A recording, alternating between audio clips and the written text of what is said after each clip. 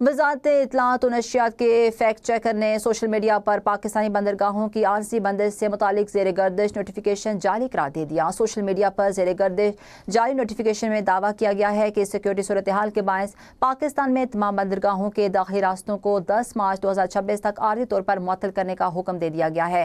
اس متعلق مزید تفصیلات بھی جانیں گے۔ بیورو چیف شکیل قرار ہمارے ساتھ موجود ہیں۔ شکیل قرار بتایا گیا اس متعلق کیا تفصیلات ہیں آپ کے پاس؟ جی بالکل، سماجی رابطے کی ویب سائٹ ہے ایکس، جس پر ایک نوٹیفیکیشن جو ہے وہ زیر گردش ہے، جس میں یہ بتایا گیا ہے کہ پاکستانی جو بندرگاہ ہیں وہ عارضی طور پر بند کر دی ہیں۔ اس پر وزارت اطلاعات و نشریات نے اس نوٹیفیکیشن کو باقاعدہ طور پر چیک کرنے کے بعد تفصیلات جاری کی ہیں اور وضاحت کی ہے کہ سوشل میڈیا پر زیر گردش جعلی نوٹیفیکیشن ہے اور اس میں دعویٰ کیا گیا ہے کہ سیکورٹی صورتحال کے باعث پاکستان میں تمام بندرگاہوں کی داخلی راستوں کو 10 مارچ 2026 تک عارضی طور پر معطل کرنے کا حکم دیا گیا ہے۔